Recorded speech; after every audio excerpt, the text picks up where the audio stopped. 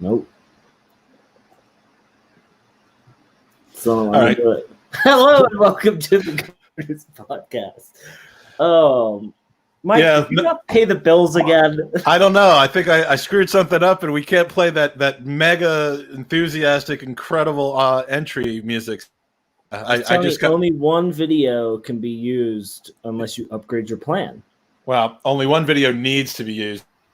It matters, but look, we don't need fancy videos for people to watch our podcast. We have the three in podcasting and in media today on this podcast today. I mean, we got great hair, all three of us. We've got amazing looking faces. We've got chicks following us around left and right. I mean, 87% of our listeners identify as women after watching the podcast. So it's an amazing situation. But speaking of pieces of ass, we're thrilled to be joined today by a lovely man, someone who probably doesn't have that in his LinkedIn description, but he should. It will be on Wikipedia. He's the Arsenal focused reporter for the Evening Standard. Yet he's still available in the evening to join us, which is key. He spent a number of years on Pop Idol, American Idol, X Factor, Britain's Got Talent. I might have misspelled his last name when I looked him up earlier, but welcome back, Simon Collings. How are you? I'm good, guys. How are you doing? Doing great, man. Busy time of year. And don't feel a need to have to laugh at any of his poor jokes. No, I don't want sympathy laughs. I either want That's nothing. All you get. I want deathly silent, or I want an actual reaction. Yeah, exactly. So, how's COVID life been treating you, Simon? Are you've been back at the stadiums for games? Is that are you enjoying kind of getting back into the swing of things? Yeah, I mean, it was pretty quiet, like I imagine for most people in sort of April, May, and then when we got back to it in June, it was unrelenting. The schedule of I'm not complaining at all, but of doing a game every sort of 3-4 days. Season finished, didn't it? Start of August, and then end of August we were back there again for the Community Shield. So there's not really been any break. But I must admit the enjoyment of having fans there, being able to hear the different sound of the stadium has worn off pretty quick, I think, and it's now pretty soulless being there. I've got to admit it. Are you kind of lording the fact that you're at the stadium on game day over everyone's head and making people jealous? I mean, do you like saunter into the stadium like I get to go in? Well, it's like you do like feel really privileged being able to go in there, and you do appreciate the opportunity you get. And I think at the start, probably in this job, you sometimes take for granted being a journalist and going to these games. But I think this period has made us all appreciate the opportunity we get.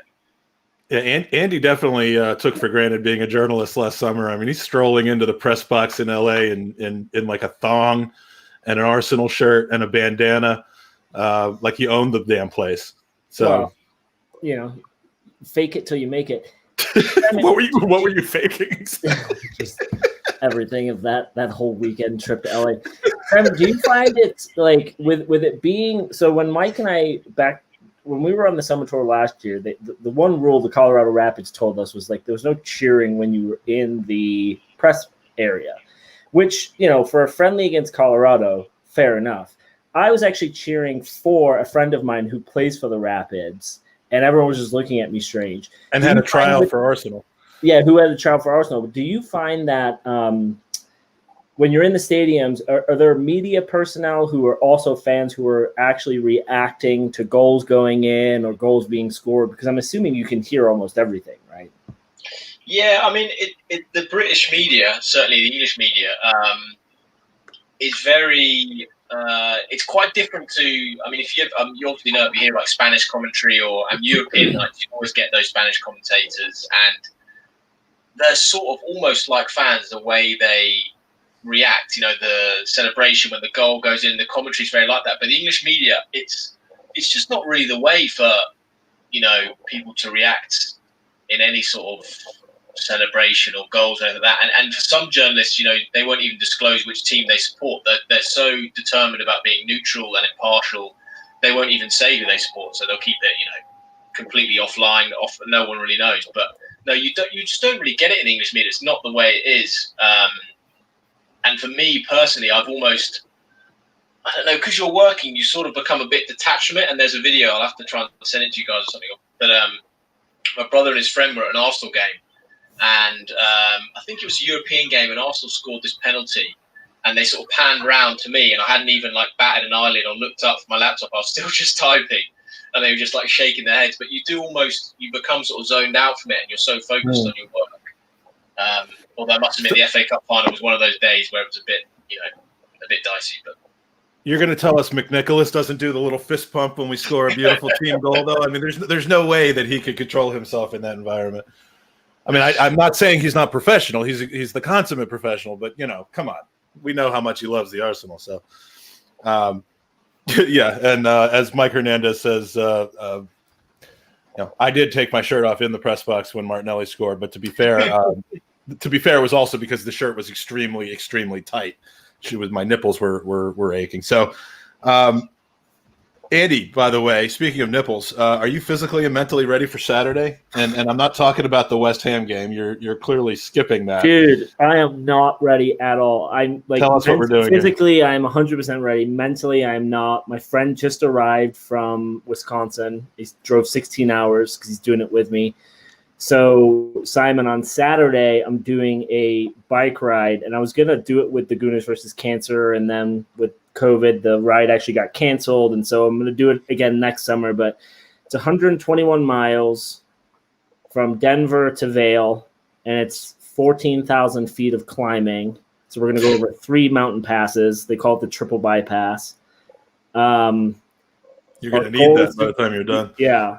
Our goal is to do it in sub 8 hours. I'm thinking more realistically, it'd be like 8.5 to 9. And yeah, we're going to start it Saturday morning. So I'll be riding through the match. But I think by that the game's at 1:00 your time on Saturday. So yeah, I'm thinking by that time I should be pretty close to like the major ski resorts. So the cell phone reception is going to be pretty good. So I'll just throw it on the headphones and ride. You'll just be you'll be just watching it like this while you ride. Just run into some shit. I've done it before, and I think it took me 13 hours, but I'm way more in shape now. So we'll see. But literally, my buddy just texted me at the store, do we need bananas? I'm like, yeah, I'll probably buy 100 of those. Well, good luck on that. That's yeah. Fingers crossed it goes well. I'm still about 10 stone from taking on that endeavor. But yeah, as our good friend Sophie says, you are looking lean. Thanks, Soph. Soph watching on Periscope. Thank you. On probably watching on the Twitter feed. I got into cycling in lockdown because there was nothing else to do. So me and my fiance bought road bikes. Nice. But we were cycling like 15 miles, going for a nice gentle ride. What you're doing sounds crazy.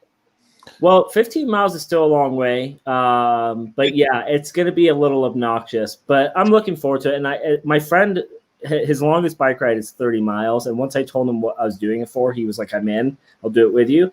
And I keep reminding him half of it's downhill, but you still have to get up the other side of it. So yeah, fingers crossed, but maybe Simon, next summer you can fly over during the tour and you can do it with me.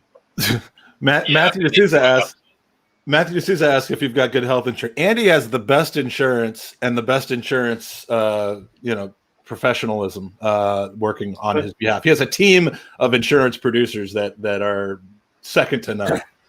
I wish that wasn't true, but it totally is. So speaking of 87% of our audience identifying as women, we've got a shout out to Becca Rhodes, who's calling us babies. That's an honor. We've got Soph, as we mentioned. We've got Jason Davies, who identifies now as female. Jason's on the left, so we'd like to thank David, Jace, for being here. So thanks to everybody in the chat so far. Let's get to the Arsenal. Simon, did you know that Arsenal have won 6 out of the last 6 games that we've played against teams that we didn't just sell a goalkeeper to, including 2 trophies? That's the kind of statistic you get on the Gooners podcast. So, I mean, did you know that, first of all? I've conveniently excluded that Aston Villa game that just kind of that shit that came out of nowhere last season. But Andy, I asked you last week that if we smashed Fulham but didn't walk away from Craven Cottage with a trophy, would you feel let down? Because it had just been trophy. Now that we've smashed them, how depressed are you and were you after that game? The win doesn't matter if there isn't a trophy. Right. I mean, 37 games don't matter. It's just the one where we win the trophy. Simon, your view of the game. I mean, are we seeing a club on the rise showing confidence? Was this an example of, just a team that can't really figure out whether they're Premier League or championship level? What did we see? What did we learn about Arsenal from that game, if anything? Yeah, I mean, it's not the greatest litmus test, is it? If you want to see how good a team you are, but from what we took from it, other than the first 2-3 minutes where Gabriel and Leno probably showed what happens when you put a Portuguese speaker and a German speaker on the pitch for the first time, so there was no real surprise that I thought Arsenal looked immensely comfortable, and this for me has probably been the greatest theme of Arteta's reign is not having those games where Arsenal suddenly panic and when they're 1-0 up, you're worrying about the other team. They just control games now. They just have organisation, discipline, and this was a perfect example of that. And as much as it was for them, it was dealt with in the ease it should have been dealt with, which hasn't happened in the past.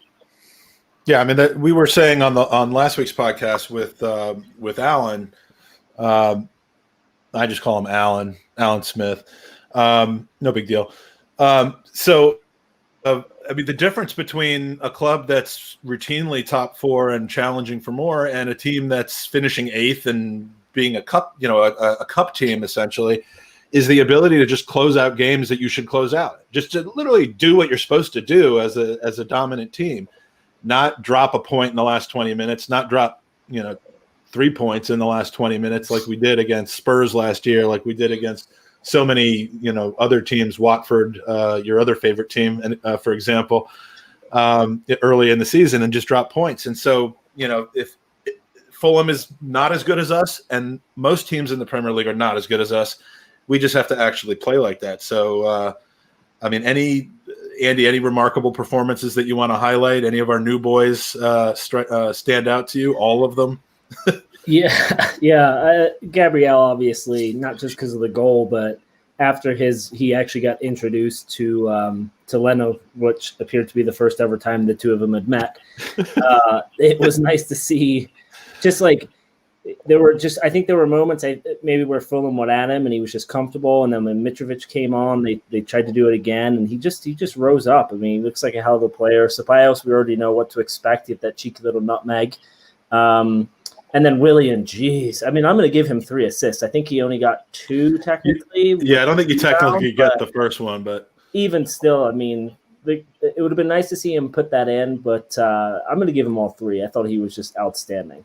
Are you giving him 3 because you have him on your fantasy Premier League team? Or I don't have him on my fantasy Premier League team, no. I wish I did, though.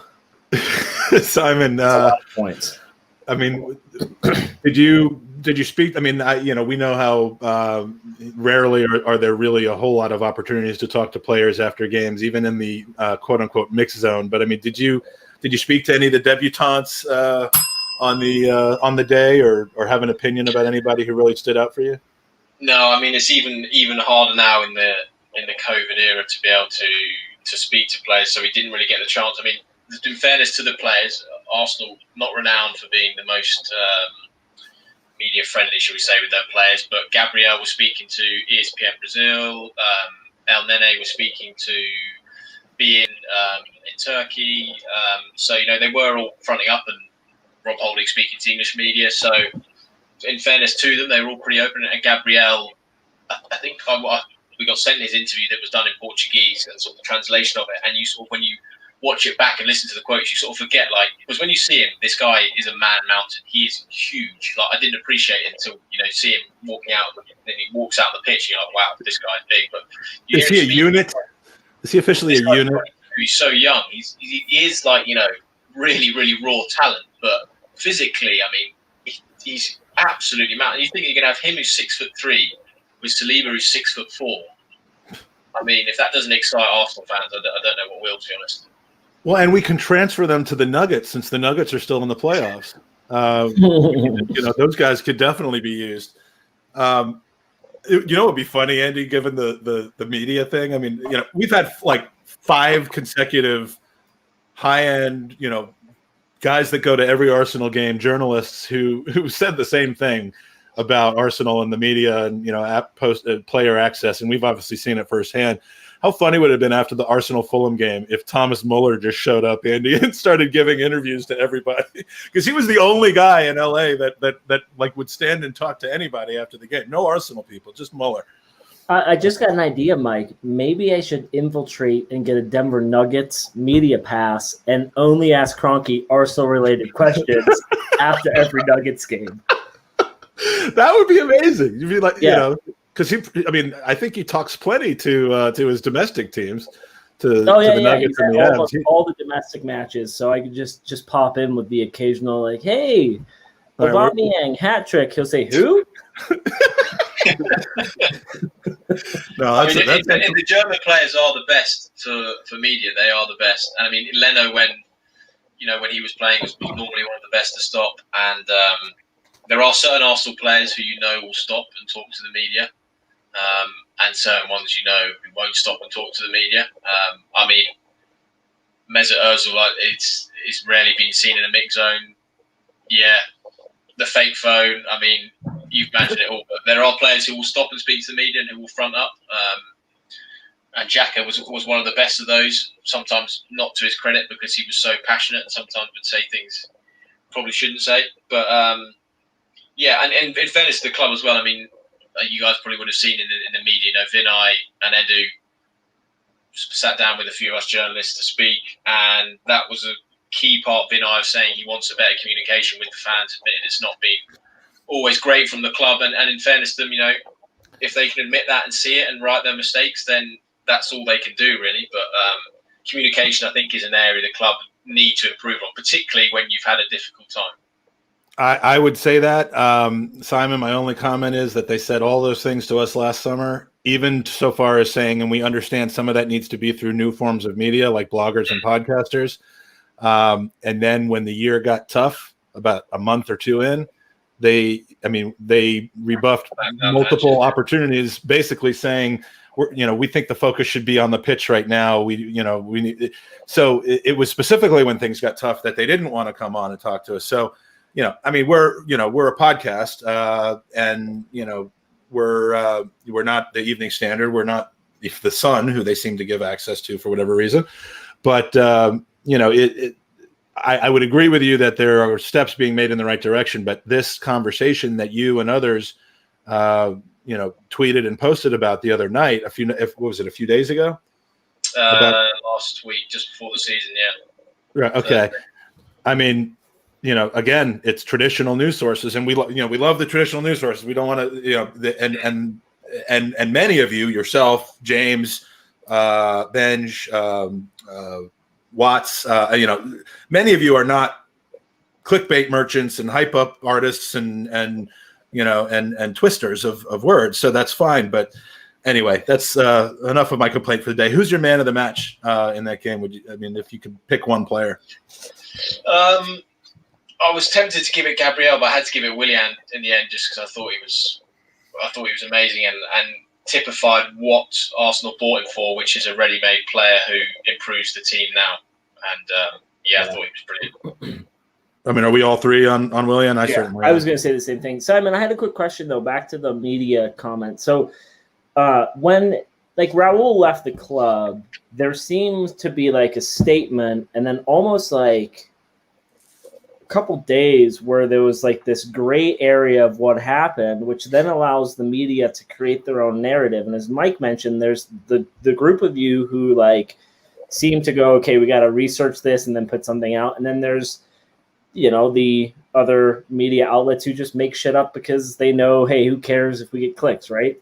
So were you hearing things after or before that happened, or was it legitimately shit, we don't know what's happening, we have to wait for a bigger kind of picture to be given to us? How does that work for you guys? Or do you reach out to a Jerby, for example, to try to find out what the real scoop is? I was going to say, that story, there was those rumors going around.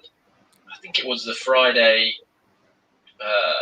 sort of Friday lunchtime, there was an odd rumor. I think I'd heard it from someone, and it sort of didn't seem believable, simply because of the timing situation. And then the gerbil, went with it, stuck his tiny furry balls on the line, and said, "I'm going to do it." And then I think the next day when it happened, it was. I think the timing of the statement let you knew how. I think Arsenal knew rumours were circulating, things were happening. I mean, you wouldn't put news like that out really on a Saturday sort of midday. It's not really the time you'd sort of do something like that. And then, as you say, when something like that happens, I think most journalists will tell you, most respected and proper journalists will tell you that you can only really report what you know, and there is a desire, I think, from certain people will try and fill, when there's a vacuum of noise where the club only says a certain amount through a statement, people will try and fill it, and different people want to speak and different people want to say things. We obviously saw Raul put out a statement, which I think originally was supposed to be internal with the players, but then became external. And at the end of the day, I think it all got a bit fairly messy in the end. I don't know, there were sort of conflicting reports of what happened and who done this and that. And then there's basically Tim Lewis threatening his lawyers to sick his lawyers on people, and I mean, just it as with many announcements, the redundancies, it just got botched. I think. Do you think they rushed it because of the gerbil? I think. I mean, it's interesting. I don't know. I just want credit for something. I mean, you think that sort of that is, of that magnitude, you'd assume someone like Ornstein or that reputation, credibility would be the person breaking it. I think there were already rumours sort of circulating before the gerbil. This is so ridiculous. Before the gerbil went public, and then once that happened, you've got to, and people are asking the question to the club. You've got to respond, and I think, to be honest, where the real warning signs, I think that something was happening, was James Ollie's story as part of the ESPN notebook about the Pepe investigation. I don't know how it was worded. It was quite cleverly. Well, I don't know. There was a sort of debate about the wording in another situation where Arsenal wanted it to be phrased the right way around the Pepe transfer, and I think that was an initial warning sign, and then it all sort of escalated from there. But I think certainly the message that was coming from inside the club was, this was an amicable parting, and that was the party line that was being put out, and people would have different opinions on that. But I think, quite thankfully for Arsenal, the narrative has moved on pretty swiftly from Raul, given how quickly this season has gone. But Vinay, in fairness, he was asked about it when we had that round table. Didn't really have any more to say. He said in his statement, had no bad feelings towards Raul. So it's a situation that's moved on quite quickly for Arsenal, but one that certainly came to light in an interesting fashion, I think. Andy, does Simon know, do you think? Well, if he doesn't, you should just tell him, because... Well, I mean, you do know that I was the gerbil, right? You were the gerbil. You didn't know that? I thought Simon knew just the way he was talking just now. I don't know. Simon, we have a friend who is somewhat connected within the club, and every once in a while on our WhatsApp group, he'll throw in some information, and it's that he's heard from someone else. Who, yeah. But I think he has someone who's actually high up at the club, and it's always accurate. Like the Martinelli extension was weeks before that it was announced. But yeah, and he's been on point for almost everything. He's not one of those in the know, because he's on Twitter. He's got a platform, and he never posts anything. And Mike just did it as a punt, and it happened the next day. Well, this is the thing. I 2 summers ago, and we haven't really talked about this on the podcast. I hope this doesn't displace something. Well, no, and before, I think the rule in that group is whenever someone says something, it's just hey, it stays here, right? But Mike was this seems so absurd. I'm just going to run with it on Twitter. What it was 2 years ago. I set up I got so enraged with these ridiculous ITKs, specifically this guy named Molly. I mean, he is Molly and Stu kicking it real time with your Arsenal, and I'm like, what? You are such a fake, and all of it. So I just tortured him for a summer, and created this account called the Arsenal Gerbil to combat the Arsenal Mole. And, after that, I kind of just let it sit for a little while. I got bored with it. And, then I get this piece of news. I'm like, wow, I haven't seen this reported anywhere. I got 150 followers. Most of them are people who already know me and know who I am. And I'm just going to post this cryptic thing about Raul not being with the club anymore. 2 hours later, Red Action AFC picks it up on Twitter, bounces it out to their tens of thousands of followers, and people start piling onto it, mostly with just abuse. Like, I'm supposed to get my, that's bullshit. That's not going to happen. We're supposed to be listening to a gerbil now. And then the next morning I woke up about 9:30 on Saturday morning. I woke up, looked at my phone, and it's like, I have about 10,000 Twitter notifications. and I look at it, and there's some notification that came up was like, you got to be having a busy morning. And I just Google Raul Sanllehi and see that the club had announced it. I'm like, holy shit. So I go downstairs and sat in a comfortable chair and just dealt with Twitter all day. Followers went, I mean, I didn't ask for any of this. It was a joke. Followers went from 150 up to very close to 10,000 in less than a day. Wow. They're back down now, needless to say. But like, for the next 2 weeks, I just kind of was like, let's have some fun with this. Let's string some people on. We'll put some more cryptic things out there. I was mostly using it to bash ITKs and be like, look, I'm not an ITK. And just to prove that people kept following me and asking me, what's going on with the Gabriel transfer? What's going on with Partey? And I'm like, I don't know. I'm not an ITK. I'm like, why are you putting all this faith in me I didn't ask for? So, at some point I passed along a piece of news that probably wasn't accurate if it was about Gabriel's knees. If it is accurate, we probably won't find out for a while. And the whole thing blew up, and with a very good friend of mine suggested, you know what, you've got this attention, you've got these followers, you might as well use it for some good. And I just immediately flipped the account to Gooners versus Cancer. And I'm like, I didn't ask for 9,000 people to follow. I didn't do the gerbil in a sense of trying to trick people into following me so I could switch it to that wasn't my intent, but it kind of is the way that it happened. And honestly, it's put some eyes on Gooners versus Cancer that's ultimately doing some good. So that's the story of the gerbil, folks. I just loved, it was funny. I do like a little attention every once in a while, even when it's not directly on me. And just reading on Reddit, like Vivek was saying, reading just completely following me like I was the Messiah, other people just telling me I was full of shit, and they were the ones that were right. It was a little bit of fun. So that's my Simon, do you keep abreast of like the in the nose on Twitter? Like the AFC Bell, who's convinced from Saudi Arabia he's connected to someone, or is it all bullshit? I must admit, I don't follow. I'm trying to think. I don't really follow many ITK. I mean, that AFC Bell guy is so adamant that Thomas Partey is. I've never had such a conflicting view. I mean, I want Thomas Partey, but if we don't get him, I'm going to dance on that dude's grave. I'll almost be happy. But Mike, the crazy thing is, think about Moley years saying we were going to sign Mahrez and it was done, and all these other players. But people still follow him. He said Malcolm was done, except Malcolm, all that had to happen was the work permit. Yeah. The thing with transfers is they are quite an easy thing to, if you wanted to manipulate and lie and say things, you can say, the move's broken down now, because this is what does happen with transfers. Sometimes things get really close and then they break down or they don't happen. So, it is a game where people can profiteer off being ITK stuff. I don't really follow the Arsenal. I follow one guy.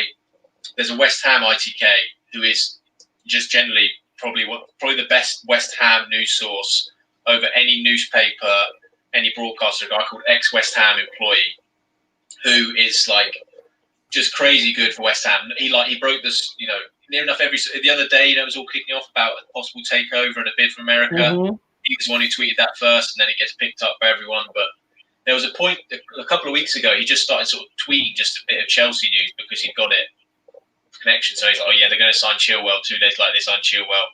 He's like, yeah, now they're going to get Havertz. It's almost done. Then they're going to go for that keeper Mendy. He suddenly got all these followers, and then all the West Ham fans were kicking off, being like, no, you're supposed to tweet our news, not Chelsea news. But other than that, I don't get many. But All you have to do to be a Chelsea ITK is just take the best players in the world and say that they're going to sign them, and then you look like, you look brilliant. Yeah. Jeff Arson, obviously, you guys will know, who used to tweet a bit of info and stuff, but I think he stopped sort of doing it, just the amount of abuse and, I think we've had him on the pod. Yeah, it's quite a difficult one to get a game from, because you when you get something right, you probably don't really get any credit. And then when you get something wrong, you just get loads of abuse. So except you get credit well beyond what you deserve from the category of people who just want news. I mean, a lot of what I said as the gerbil was real, in the sense that not the scoops, but in the sense that why are you putting so much faith? Don't you want to hear actual updates from journalists who are talking to people in the club? Or do you just, I think the issue is you just want to hear something that gives you hope. Whether it's true or not is the secondary thing. And I'm what makes me laugh is that's the whole thing about ITKs. The ITKs will only go after the big signings, but yet, when we get this no one called Martinelli. No one called the Martinelli transfer. No, and then this young keeper that's coming or supposedly coming is no one's called him. It wasn't until mainstream media. You never have the ITKs grab these little names of the 17-year-old we're going to sign that'll go straight into our under 23s. Yeah, I didn't hear George Lewis being mentioned by anybody. No. Whereas the friend that we have will sometimes just ping out hey, this is happening, and then 2 or 3 days later it happens, and it's interesting to because I think there are people connected that. Whether it's in the media that just know, hey, this is on the horizon. But even Stuart McFarlane, when he was on, told us he gets a phone call maybe a day before this all happens, because Simon, as you said, transfers can break down as quickly as they start. So he's not on call until it's officially done, and they're like, hey, we need you tomorrow. Hey, if you watch the Leeds United documentary on Amazon Prime from 2 seasons ago, they had signed basically Daniel James from Swansea, and I mean he was sitting in the room taking the photos, had the contract in front of him. I mean, and that was fascinating to me, because you would have been right to say that was a done deal, but then it would have also fallen through, and you'd look like an idiot. So I think anyway, there was one with Arsenal that was near enough like that. I don't know if he'd done his photos, but Jan Mavilla. I don't know if he'd done his photos, or it was near enough. Maybe even drafted the press league, but Nuri Sahi, when he went to Liverpool, I think in the end was basically 99% done to Arsenal, and then Wenger last minute, as he occasionally was known to do, changed his mind. Wasn't that the case with Willian when he was going to Spurs?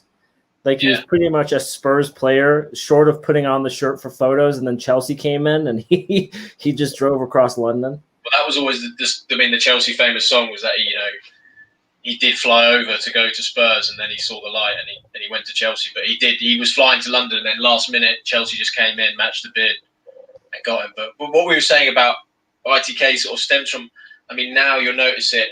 I notice it sometimes if I post an article or if Arsenal posts some news. But they announce Aubameyang, and then the first comment would be, "What's party news?" It's just, it's just and that's a good transition into the next thing. We wanted to talk about Abba. We have a special guest joining us, by the way, for kind of the latter part of the podcast to talk about Gunners versus Cancer, and I just want to let him know, because he's waiting. It's just going to be a couple extra minutes, and because we didn't expect to go down the path that we just went down, but it's very entertaining. Getting back to Abba, after 2 months of torturing us and winking and laughing and Insta live chats with troops, and we finally got a 10-minute live video of Abba walking from the dressing room to the pitch and saying yes a whole bunch of times and talking about how happy he was to be signed. I mean, Simon, because you know everything, were you there first of all during that? Do they invite the press to that or no? No okay. Press. All right. We have people who we know. Same WhatsApp chats. Many of them are bald, overweight. They have ginger facial hair, and they don't know when a joke isn't funny anymore. But we'd have people who fit that description. Maybe just one guy telling us that the contract was signed weeks ago, even months ago, and they just didn't announce it yet. Was there a pre-agreement to an agreement? Was it signed but not really finalized, or was it really just coming up to the end, coming right up until this week maybe right before the Fulham game, before they actually put pen to paper. It's clear that how long ago was this done? 3 weeks or so ago, I think middle of August. It was agreed. Certainly verbally will agree. I don't know if he officially put ink on paper until last week or so. It was sort of basically thought it was done before he came back for pre-season. But yeah, it's been done for a few weeks, and I think all the hold-up has just been how they were going to announce it. I think that was the only. Are you a little underwhelmed? Are you a little underwhelmed with the reveal then? Because I mean, to wait that long, I mean, the convos with Righty and Laka were good. The comments, it'd be great if he calls Partey. I mean, that would have been the only thing better. But I wasn't sitting there saying, "Okay, this is boring. Where's the announcement on Partey?" I mean, I maybe it was a little underwhelming. I mean, I still think that they should have been ready after he scored at Fulham. He should have run over to Arteta. They pull out a little desk. They put the contract on. He signs it real quick, kisses the badge, and then runs back onto the pitch to get his yellow card and play the rest of the game. I mean, that would have been something. Yeah, I mean, I think there was a number of. I mean, ideally, it would have been post FA Cup. Would have been the best moment. I don't think it was that fully done then, so you couldn't quite get it done then. I think the start of pre-season for me would have been the best point. The first day back, everyone's back in training. Bam, Aubameyang signed a new contract. Then I think they had another point which would have been good, which would have been after the Community Shield. Again, he's been the star of the show, a big hype. He beat Liverpool. I kind of felt like they'd missed the boat a bit with when they've done it sort of now. I think even if it had been before, the Fulham game, first game of the season, you do it and announce it then. Everyone thought it was going to be Friday to kind of lead you into the game on a high, and I think people were shocked when they didn't. Did the late bids that we're hearing from Barcelona and Inter Milan, do you know if they were real or did that slow down? Because if a massive money offer comes in, I mean, Arsenal in the state that we're in might have to go, well, hold on a second. 70 million for a player is big.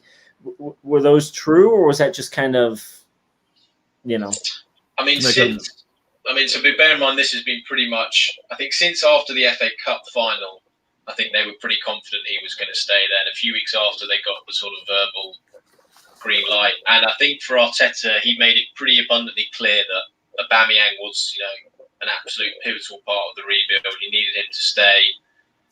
I think Barcelona could have been an option. I think certainly the pandemic would have affected their transfer business, and the same for Inter Milan. My understanding was that those were the only two clubs who really made a concerted push to, give him an option to come and play for them. I mean, if Messi had left, which I don't think he was ever planning on doing, but if he had left, that might have changed things. And I think the idea from Barca is that they certainly, I think Suarez is going to be on his way out. It's going to be interesting to see what happens with Griezmann. But Aubameyang was looked at as a sort of new forward to have, or Lautaro Martinez, I think, is the other one. But again, I don't think it was clear that Aubameyang would be suited to what Koeman wanted to do. And Inter, I think their finances have been a bit hit by COVID, but they certainly have the financial power to do it. I mean, they were one of the clubs that linked with Messi. But I think it became pretty clear after the FA Cup final that he was going to stay. And in fairness to him, it was put to me the other day, someone was saying, well, he's a 31-year-old, he's got a 3-year contract with a basic wage of 250 grand a week. He probably wouldn't have got there anywhere else. But I think for Arsenal, he's just so key. And Arsenal, people at the club make the point, if you look at Aubameyang's injury record, it's the same with Willian. He basically plays 40 games a season every year, which is quite odd for someone who is, a fast-paced athlete. He has a very good injury record and he keeps himself in great shape. So they'll say, yeah, he's 31, but he's a very fit 31-year-old. So if you're just listening on iTunes or Stitcher or something like that, and you're not watching on YouTube, you just missed a Jewish man crossing himself because he got worried and is praying that Simon didn't just jinx everything. That's what. Yeah, if Alba goes down this weekend to an Achilles or an ACL, that's on you, Simon. Please, I won't be back on. And I made it worse by crossing myself as a Jew. you wrote 2 articles on ABBA, so check those out on you can link to them from Simon's Twitter account, sr_collings.com, at sr_collings, or you can go to the Evening Standard, Standard Sport. But 2 articles in the last 24 hours about Aubameyang. I mean, does your wrist hurt from all that writing? And you made an allusion to the fact that Arteta was vital with his legacy comment. I mean, how does that conversation, you think, play out? I hate to keep doing this, but I just it don't laugh. How does that, Abba, we need you to have your legacy here at Arsenal conversation play out if it's Unai Emery saying it? Yeah, I mean, this is the key thing. I think as much as Arteta's role was about making Aubameyang think about what he really wants, and not so much. He obviously pitched the idea of what Arsenal were going to do, but he made Aubameyang think about what does he really want. And I think for Aubameyang, as he alluded to in his interview, it came down to he's got a real opportunity here to be a proper club legend at Arsenal, because the past decade we've seen it so many times. Van Persie, Fabregas, Sanchez. They leave, and Ian Wright in that interview, you saw Wright, he was like, when we needed you most, you stayed. And that for Aubameyang, he would have known that 100% that this was an opportunity. If he stays here and goes on and wins, another FA Cup, Europa League, challenges, wins the Premier League. I mean, if he wants the Premier League, it's absolutely huge. And I think he realised, this is what he wants. And we know what Aubameyang's like. He drives gold Lamborghinis. He's got a glitter rucksack. He likes being the main man, the star of the show. He's got a whole team built around him by Arteta. Arteta has built this team around him, says, you're the talisman, you're the main man. Why would you want to go anywhere else? So I think Arteta was very clever in that, in making Aubameyang realise how good he's got it. And then he had to deliver on showing Aubameyang that he wanted to do. And I think a key thing for Aubameyang was he wants to challenge for titles and trophies now. Arteta promised him that was going to be the case. And when you sign Willian, who's a 32-year-old, who's Premier League ready, who's going to improve the team now, then Aubameyang goes, okay, you did really mean business. That's what you meant. And if you go and get a party as well, then you really do mean it. But I think that was another key thing, was that Aubameyang needed to see that Arsenal meant they were going to do that. So I think he was given understanding about, look, this is who we're trying to sign. And Willian, you'll notice, was done pretty early on. Even just about when Aubameyang's contract was done, you say, oh, look, we brought Willian in. We mean business. Yeah, that's fantastic. I mean, there is, the massive concern about the lack of resale value on an Aubameyang, but, I mean, people are actually complaining about that. It's amazing. I think they couldn't have replaced him if you got rid of him. I just don't think. No, and you'd have to spend 70. You'd have to spend his entire value of his contract on a transfer fee, and then you're, I mean, sure. Like we've looked at Lacazette. He's a great striker. The numbers that we're seeing from him are not where we expected, when he first signed for us. We were ultimately looking at Aubameyang type of numbers from a player of Lacazette's caliber. So striker specifically is tough. Like, we keep hearing this Timo Werner, or whatever his name is going to just be, it's so hard. It's not a seller's market either as well. I think people realise that it's not the time it's a buyer's market, and you can get good value. But as we've seen by the difficulties in getting rid of, Torreira, Socrates, Kolasinac, it's so difficult to sell players. You can sell top players, but those sort of middle bracket players, you really can't shift right now. Well, we got a couple things we want to go over, and we've got less than 30 minutes left in the pod, so I'm going to skip over for the time being Emi Martinez. As much as I want to talk about him, and we may come back to it, I want to make sure we have time for other things. What I would like to start to go over, and in doing so, we will welcome the lovely Owen to the podcast at Gunnar Craik. Owen has been someone that we've met through the Gunnar Talk TV. Fantastic guy. Starting a new podcast as well, which we can talk about today. But I just wanted to bring Owen on as we kind of dip into a segment about Gunners versus Cancer, because Owen is right now my favorite person in the world as far as this is concerned. I'll tell you why. Owen, by the way, welcome to the pod for the first time. Cheers. Thanks, mate. Cheers, buddy. Breaking his duck, as it were. So the Gunners versus Cancer has a few different things going on. First is the Gunnar raffle, We've got the raffle is in full swing. I'm going to bring up on the screen here kind of where we are on that right now. But if you go to GoonersVCancer.com, it will bring you to our fundraising page. And as of right now, we have currently raised just under $8,000 out of the $16,000 through the raffle and through our FIFA tournament. So we're about halfway to our goal, which is amazing considering that we don't have the benefit of in-person fundraising. But basically, you donate to the Leukemia and Lymphoma Society. You're donating directly to them. You get raffle tickets that depend on the amount that you donate. You use those tickets on some amazing prizes like Emirates tour passes, the Perry Groves experience, which if you go to the website, it's great. You can have a chance to have drinks and pints with Perry Groves after he gives you a tour. Signed jerseys by Lee Dixon, 89 t-shirt from feestees.me that I have one of and love. Signed jerseys by Alan Smith, amazing Arsenal tickets, brand new kit, first team signed kit, and a brand new prize, which we're announcing for the very first time at this moment, which is going to be a signed book from a certain person who some in the Arsenal community still have an affinity for. And that is a personally signed book that comes out, I think, in October or November from Arsene Wenger, My Life and Lessons in Red and White. He's going to personally sign it with your name on it, and that'll be a brand new prize that you'll be able to start bidding on soon. So lots of great prizes. That's one way that you can help and have a chance to win. The other, which is what Ian's here to talk about, is just the incredible initiative that some of our listeners have, and we're trying to encourage more of someone just taking the ball and running with it, or kicking with it so they don't get a handball. And doing something on their own to raise money for charity. And Ian, weeks ago when he first, I keep calling him Ian, sorry.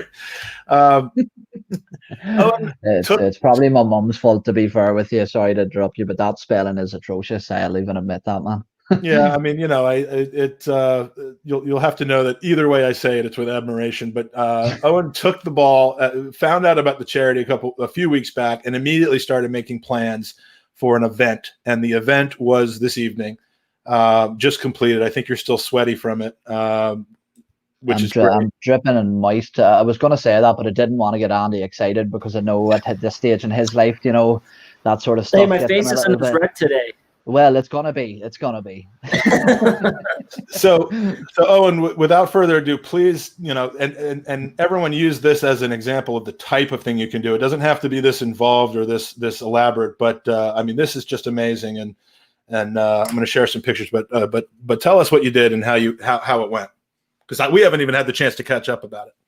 First of all, I need to lose some fucking weight, don't I? Look at the size of me, man. No, so. Look, basically, for the past few years, I've been managing a football team, which you see the boys modelling their two strips there. As you can see, there's a few tasty physiques within that group. So basically, look, where I'm from tends to be a very charitable town. There's sort of constantly fundraisers, and really sort of the way I was brought up was that if you can find a way to help, or you get an opportunity to help, then you take the opportunity. You don't let other people do the work for you, because there could come a point in your life where you're the beneficiary of some of these events and funds that are raised. So yeah, no, I've seen the fantastic work that you boys were doing, and immediately I just thought, I've got the resources to do something here. So immediately I took off.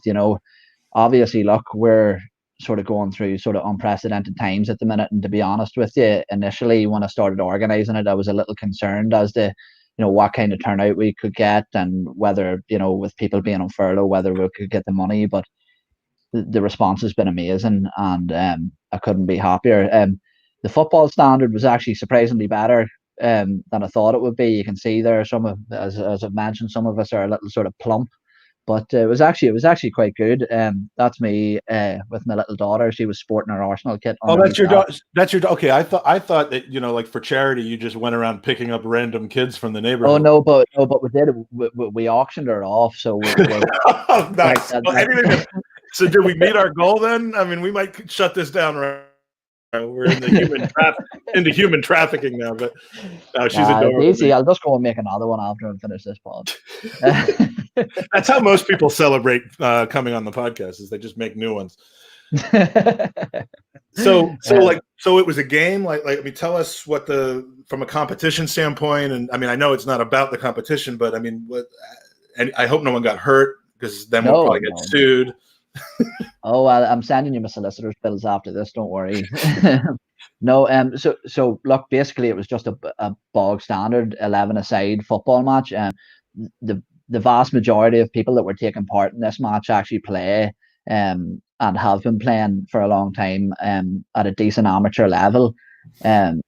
So as I say, it wasn't everybody from the team, but it was from the team that I managed. But it was actually a lot of people from multiple teams without the league. So it was really good to see everybody coming out. And one of the things that I loved seeing actually was the sort of the crossover of tribalism that you often find with football. I think in that photo there, actually, there was a Spurs fan that scored an absolute peach of a header, and I didn't want to tell him because he's a Spurs fan, obviously, but it was a peach of a goal. But I set a target before this match. Obviously, we're going to raise some funds from player donations. The guys put their hands in their pockets and donated on the day, and we also have some business donations. But the player donations that we have alone has already exceeded our target. So we're well on track to raising what I expected at the start, which is, as I said, in these times, is just fantastic. Well, I mean, and it's up to you as to whether you want to mention that amount or not. But I mean, when you put that in the context of the amount that we've raised so far, what our goal is to have that come out of one person's efforts to be an organizer that where frankly I've got my hands full. I'm doing a lot, a lot of different fronts. I'm kind of learning my way through fundraising as well, and to have somebody who I know.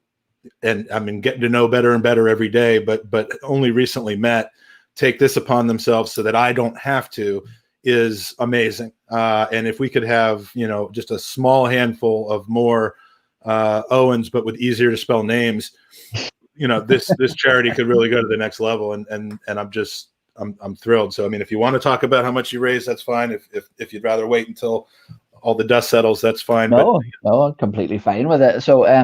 So basically, I put a tweet out the other day, sort of trying to draw people into maybe doing something like this. And my point that I made was the vast majority of organisation that went into this here was done where I'm sitting right now in front of the computer. It actually took very little physical work to go out and do. So for anybody that's listening or anything, it doesn't actually eat up as much time as you think. It's not as much as a commitment as you would think, in terms of what you're actually going to achieve.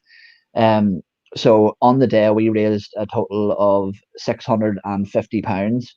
And I'm expecting hopefully that to close to double when it comes to our business donations that I have to start collecting tomorrow. So as I said, look, as you can see, there actually isn't a massive amount of people within that picture, and for people to be putting their hands into their pockets. I mean, there was one guy that actually donated £100 himself, and like, this guy isn't a multimillionaire; he's just a builder. So, said the generosity was just phenomenal, and I'm sort of looking forward to see what that total ends up being, because I'm quite competitive with myself. I set myself a target, and now I want to absolutely smash it out of the water. So, wow. Oh, and I can't thank you enough. I mean, Simon, this is how things get started, right? I mean, this is a relatively young fundraiser. I've been doing it for a few years, but the more we keep branching out and reaching into new people, we help from from people in the Arsenal community, from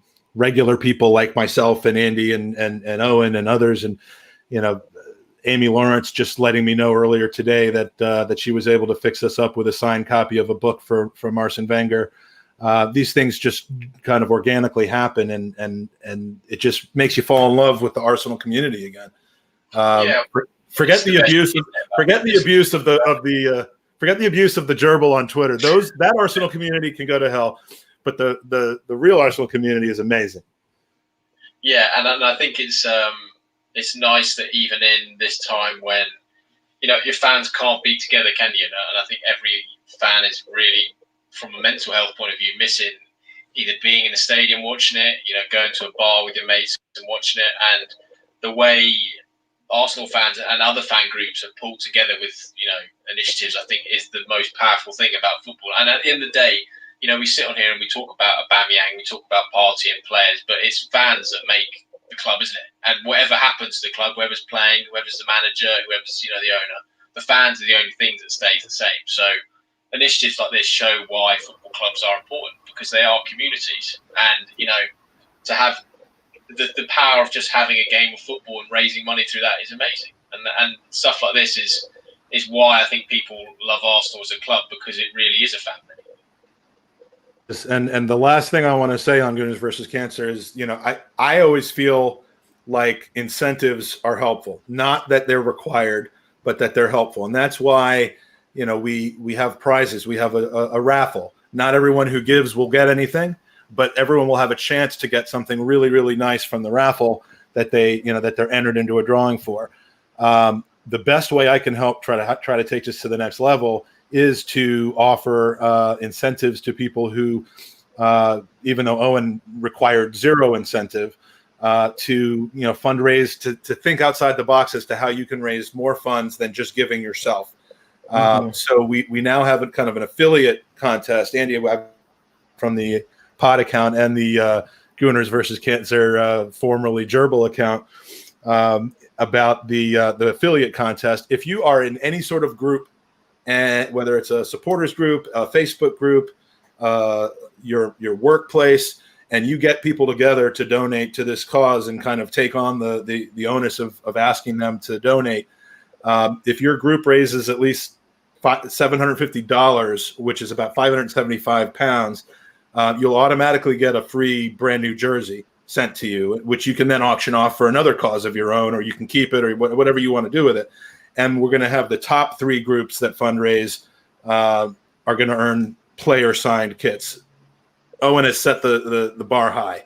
I would think it's pretty safe to say you've got a signed kit coming to you, and I wish I could give you more than that, because just the thought and the organization and the outcome is just fantastic. So I just want to. He didn't ride a bike 121 miles though. So.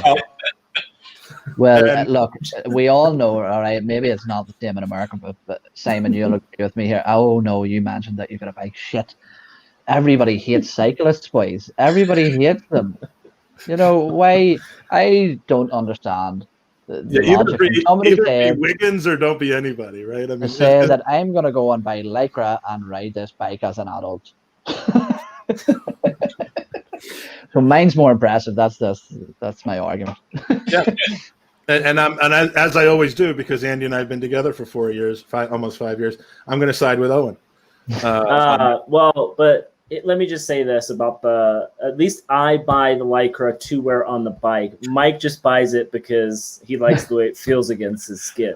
I put the lotion in the basket and it puts the lotion on its skin. Let's just leave it there. Simon's like, I remember why I didn't come on this pod again since the last time.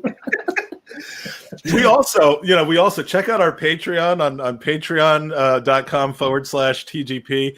I think Andy, I didn't want to do this because I'm not charitable, but Andy's decided that 0.1% of our premium Patreon subscription will be donated to Gooners versus Cancer, and that actually works out to a few £1,000s. So, Patreon is. I'm not going to bring it up on the screen again and bore you with it, but just ridiculously it's around good. £10,000.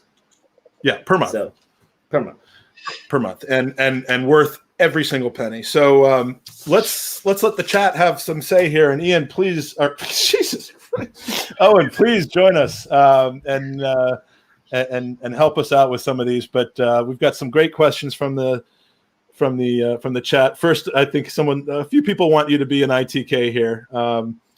Danny asks, any news on my offer to do a 24-hour Chatterbait watch? I don't think he's asking you that. I guess he's asking me. Yeah, you're a good community organizer in your lap. Archie, speaking of Danny, Yeah, that's more important than the one I was going to put up. I have just purchased on Amazon a bicycle, by the way, in the last 10 seconds. I don't know if this offer waits until it gets delivered or if I'm now a cyclist. But that transaction. Becca's gonna like eventually like put a restraining order of you taking pictures of yourself in Lycra, sending them to her. This is going out over the public airwaves, Andy. Let's see what other questions we have. If you have a question for Simon or for Owen, or God forbid for one of us, I don't know why you would want to do that. I love our listeners. Do you have any questions for Simon? Sexual. Like nothing is going to Simon. Here's one from Femster, who is a frequent who has frequent appearances on our good friends at a Bergkamp Wonderland. Some of these guys go through the intermediaries that are often involved in deals now. Who are these intermediaries? What are their phone numbers and addresses? It truncated the end of his question, but I just added that on so we would know. Yeah, I mean, intermediaries are just another version of an agent, so to speak. So you could have an example where a player has a set agent who represents him, but to get a deal done, you sometimes have an intermediary involved who might be, well connected to a club or well connected to a chief exec there or something like that, and it's just another person who's involved in the deal. You'll often get it sometimes where it will be an example where there might be, a player abroad who brokers a deal with an English agent who's registered with the English FA and says, look, can you be an intermediary and offer my player to all these clubs because he wants to move to England? It happened a bit with Areola, who joined Fulham, who was offered to Arsenal when near enough every club in London. He bought a house in Hampstead. He was so desperate to move here. He bought his house about a year ago and was like, right, I'm moving to London, and eventually got his move to Fulham. But that can happen where an intermediary will go around the clubs and do the bidding, and then the agent deals more with player stuff. So they're just basically another person who helps broker a deal. Unfortunately, another person who normally gets a fee. So it's a way of modern football. When you said Areola, it reminded me, I want to give a shout out to my incredible son, Jake, who turned 17 today and couldn't stop laughing every time they said the word Areola on the broadcast on Saturday. So that's because you've raised him to watch WWE. We asked the chat. Before we get to Archie's question, which we'll do in a second, we asked the chat where, Simon, you rank in the world in journalists, and Archie also happened to say top 3. So we think that's what he was answering, top 3 in the world too. But congratulations on that one. And then what was the other one? He wanted to know if you had any transfer information. Well, yeah. Unless he was asking Jerby. I'm not sure who that was directed at. Kind of channeling that to our 40 million bid for Areola. What are you hearing from out of Lyon and then Madrid? Because those seem to be the two big players we're linked with. Yeah, I think those will be the deals. I think Partey, for me, feels like the more likely one. Is the more long-standing interest. It's a good thing. I don't know if it's a bad thing, but the thing with the Partey deal is the fact that the release clause is set in stone and set at 50 million euros. It's a deal that could be done relatively quickly. Arsenal aren't going to go back to Atletico, at the end of September, and suddenly they go, oh no, well, you weren't here for 4 weeks ago. We changed the price. It's 8 million. It's that price is set. So Arsenal always know, right, we can go do that deal quickly, and the personal terms can get done quickly. Why isn't anybody else triggering that though? That's the confusing thing. 0 clubs other than ours have been linked with Thomas Partey. 0. Why is that? That's a weird, because I spoke a friend of mine who used to work in England as a journalist. He now works in Spain for AFP. I personally hadn't watched Partey very much, and I sort of asked him, what's he like? What's he? He's a good worker, good plays. Like he's a bit raw. And I was like, he's a bit raw. He's like 25, 26. I was like, oh, fuck. I think he's 28, isn't he? I don't know. It's an interesting one, but it can be an anomaly in the market where no one else is looking for a player of that mould. I don't know. And the Aouar one, Arsenal 100% like him, tracked him quite a lot. The difficulty with that is I think it was quite well publicised in the French press that they offered Guendouzi as a sort of make-wet.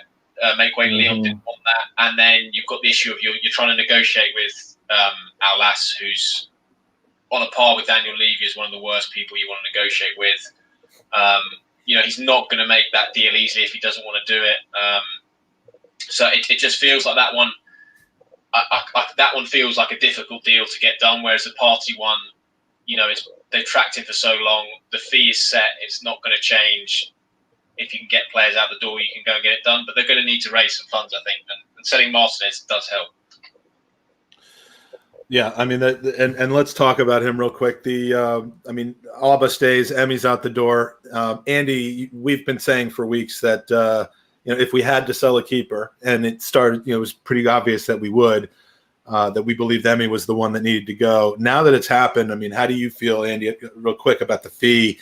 How do you feel about our number 2 situation right now? Apparently, we're about to sign some guy from a team that's named after mustard for virtually nothing. Yeah, Runnerson. That's like Andy Anderson or Danny the GFPison. It's a bummer that we only got 20 for him because, you look at a keeper like Kepa who went for so much more, and Emmy is, twice the keeper he is. But for me, I've said it all along, statistically, Leno is a better keeper and there's more upside than him. And for me, if Martinez was good enough in the last 10 years, he would have gotten his chance weekly, and it just wasn't the case. I wish him all the best. We know he's good. Yeah. We've seen him be really sharp, but very he limited. Hasn't done it over. Yeah, the sample size isn't big enough, and with Leno, we know what we're getting. And unfortunately, the first mistake Leno makes, Twitter is gonna melt down with, "This is why we should have kept Emmy." But Emmy on that Aston Villa team is going to be facing a lot of shots, and I think we'll know very quickly if it was a mistake. But he won't be able to. We mentioned not previously, Arteta has kind of outlined for players his vision for this team, and players are buying into it. Martinez was given hey, you're going to be our number 2, you stay and fight. He didn't want to do that, and I get it at 28. You want to go on and be the number 1, and he thinks that he's done enough to prove himself. This is a whole new coaching staff now that didn't see him while, and I know Arteta probably played with him, but that maybe not have helped his cause either. So good luck to him. It sucks, but I think we could have probably bled Villa for a little bit more. What do you think? Are you happy with that he's gone? Are you dancing on his grave? Yeah. Sorry. You keep mispronouncing my name. I don't know when you're talking. Hey, Irish guy. That's easier.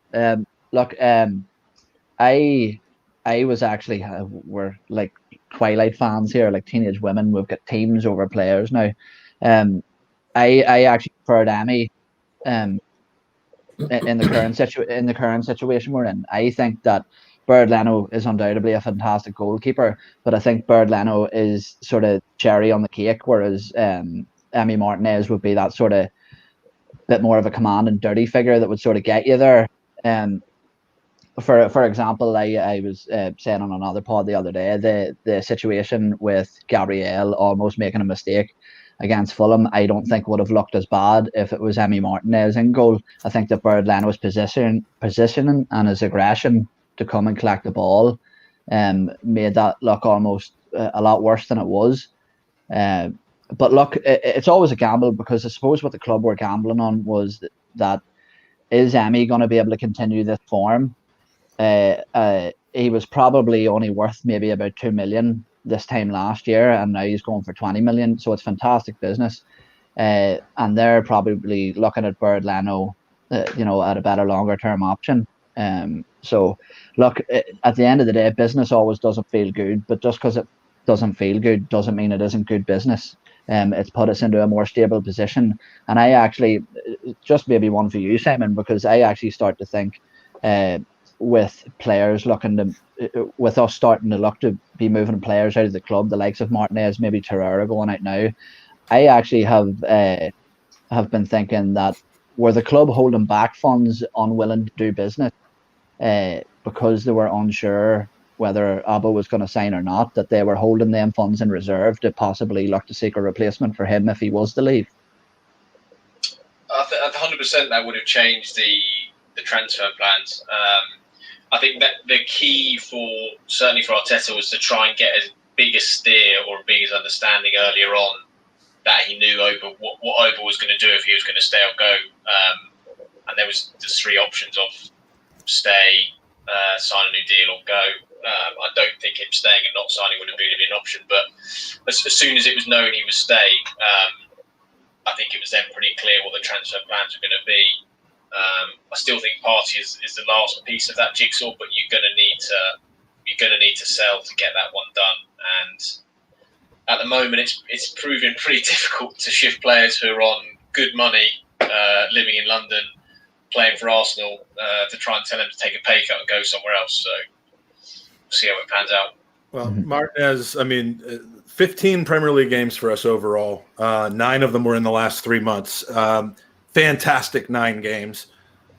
Did amazingly, but again, the sample size, some things regress to the mean. And if we kept him as a second keeper, as a cup keeper this year, at the end of the year, his value would have been back down to $2 million. Not because he's bad, but because he wasn't. We finally once kind of sold high instead of buying high and selling low. We sold high, and could we have gotten more? That's the question. But would we have gotten more by holding on to him? No, and we got $20 million that we wouldn't have otherwise had. Last word, the last question before we get going, Simon, is Mickey Arts got a promotion. Mikel Arteta is no longer the coach. They let him go. Now he's the first team manager. So I'm not saying it wasn't deserved. Right now, I would give Mickey Arteta everything. My wife, my kids, Owen's kid. If he still has them, I would, but it's a pretty quick and stunning reversal from, okay, we're gonna change the way we did things with Arsene Wenger, where we consolidated too much power under one, maybe two, Ivan Gazidis, and we're going to go to a more structured thing. Now we're kind of turning back to that. And while I'm not comparing Arteta in 2020 to Arsene Wenger in 2016, there's just a little bit of trepidation that, could you get too comfortable giving too much power into one, person or one pair. So I tend to think it's a good thing, but what can you tell us, Simon, to finish off the show that'll make us feel better that this is a good move for the Arsenal going forward? Yeah, I think it is a good move. I think, as you say, it was one that almost happened. It happened quite naturally, I think, whereby it was just clear from, the end of the season that Arteta just wasn't a head coach. He just wasn't fulfilling that role. The fact he played such a pivotal role in keeping Granit Xhaka to stay, speaking to him, persuading him to come after what Xhaka had gone through was pretty traumatic. You've then got him stepping in and playing a key role in all the pay cuts, getting players to take a cut. He was leading those talks with players to get that done. Executives were leaning on Arteta to get that done. That's not a head coach's job. He shouldn't be doing that. And then the same in his role in playing Keystone, getting Saka to stay and Aubameyang to stay, being involved directly in those negotiations, talking to the players. This is more than a head coach. So it sort of had already changed, just not officially. And it was raised to Vinay and Edu, the point that you make there, which is a very valid one about, is this not just what we had before with Wenger, where one man has the keys and you let him drive the car? And they stress how, no, because we have the checks and balances of the technical director being there and Edu, who is on a par with him, works alongside him, and also having been up there in that role on the other side. And a full-time owner, which we didn't have in Wenger's last years. No, I mean that there was no 100% owner of the club until Usmanov sold his shares, and that, to me, that probably left everyone just kind of looking at each other, saying Arsene Wenger is the person keeping the club together, and he ended up that went for too long. So this is a little different of a situation. If there's a vacuum above you, you just trust someone who's going to be stable, and Wenger was that stability. But I think they have to trust in Arteta. You had to do this because he is just. It's incredible what he's done in 9 months. I think he's exceeded everyone's expectations, the boards, the fans, probably the players themselves, maybe even his own expectations. With everything he's been through, the guy's had freaking COVID as well. Just chuck that into the mix. And he's dealt with all of this. And just the way he's completely changed it, I think they're so right to just back him and think, look, this guy has got a vision. He knows what he's doing. Let's just go and trust him. And in the same way, Man City did it with Pep. Liverpool did it with Klopp. You get a powerful manager like that, a guy who's got a clear vision. not fully giving him the keys, but you're saying, look, you drive the car and we'll sit in the back seat and we won't, shout at you and tell you what to do. And they're right to do that because, in my opinion, he is that good a manager. I also wonder too if he's had the benefit of seeing the support structure above Pep Guardiola, where I feel like Arsene really came in to the club, and as the world of football changed, he had to keep up and change with it. And at the time, I don't think Arsenal had the resources like everyone else to bring in all these different people. And when he got that power trip, he kept it, and he managed it with, at least with Arteta. He's seen the support Pep has, and he can lay that in place and say, okay, this is when I need to rely on X, Y, or Z to come down and help. And ultimately, I think Edu seems to be a great number 2 for him, because whatever is being said to these players, they're also echoing that Edu has a lot to do with that as well.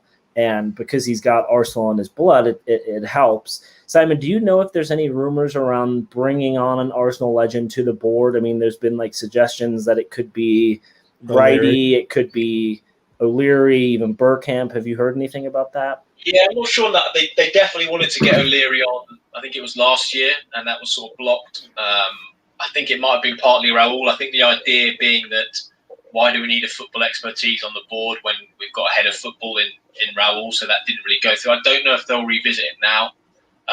They're very happy with, Edu. One thing he did stress in the round table we had was how, like, if anyone wants to call Arsenal Football Club and contact them, you come to me. He was basically very clear on that. He was the outside point of call. And as much as Arteta is running things from the inside, Edu is that man. So I think they're quite happy in that setup. I mean, it should be stressed how good a relationship Mikel and Edu have, like a very, very good relationship. Often on games, they're sitting next to each other on the buses. They're constantly discussing things, talking about tactics, strategies for the squad. They are very, very close. And you're right to, stress the relationship Pep had at City. That was why Pep did so well at City, and why when he got the job, he said, look, I want you to get me Brighestein and Soriano because these guys know how I work. And it's the same, I think, with Edu and Mikel. They've got that really good relationship in that they trust each other. They work well to each other. And Arteta, one thing when you speak to him, he talks about his time at City, was how when they had that first season with Pep and it didn't really work, they didn't win a trophy, they backed him even more. They doubled down and they said, like, right, we'll go get you the fullbacks we want. We'll go get you one. And that for Arteta was saying, we finished 8th. I mean, they have the money to do that, but that was the thing he learned from City, was that if you're all on the same, pulling together and believing together, it'll work. And I think he's got that with Edu, where they really do have a good working relationship. Well, Klopp finished 8th in his first season with Liverpool. Arteta finished 8th in his first half season with Arsenal. It's set in stone. Champions League and Premier League in the next few years. Simon, thank you so much for joining us. Where can we find you on Twitter and you on the Evening Standard? Feel free to plug anything else that you. Yeah, I'm just on Twitter at SR_Collings. Standard.co.uk/sport for any articles, and should be at most of nearly all the Arsenal games this season. Some of the European away ones might be a bit interesting in the current climate, but hopefully get to make some of those trips. At least we don't have to go to whatever country Spurs are going to tomorrow for their game. That would be a little Bulgaria on a Thursday night. We managed to swerve that for now. Beautiful. Well, thank you so much, Simon. Owen, man, I can't tell you enough how much I appreciate you and what you've done, and we'll obviously be in touch and talk about logistics and everything, but just absolutely blew me away, and I want to thank you for that. We find you. You've got a new Twitter. You've got 2 Twitters now. One for you personally, and one for. Tell us what. So basically, I've decided after appearing on a few to start my own podcast. You can see it there. You can find me on Gunner Crack on YouTube or Twitter. And essentially all I'm looking to do is I see in multiple channels the same names popping up every week. And really what I want to do is provide a platform for everyday fans who essentially what I want to do is really create an atmosphere like you're sitting down talking to a mate in the pub after watching the game. It's not too tactical, it's not too insightful, but it's just basic Arsenal fans just having the crack. So yeah, find me on there. The channel will be debuting on the 25th. So keep your eyes peeled for that. And thanks for having me on. Cheers for all the support, boys. Thank you for the support. And our podcast was created because Andy wanted to have somebody to do crack with. And so it used to just be us doing lines of coke, and then we had to get rid of those. So that's kind of that's going back way far. Hurt back, as Andy likes to say. So, thank you for joining us, Andy. Good luck on Saturday with your ride. I'll to the score of the game when it's over, and, which is one of our benefits. And we love all you guys, and hope to have another great game on Saturday to talk about next week with our special guest, which we will be announcing on Twitter. But my hint is it's Stuart Robson. So join us next Thursday, and I'll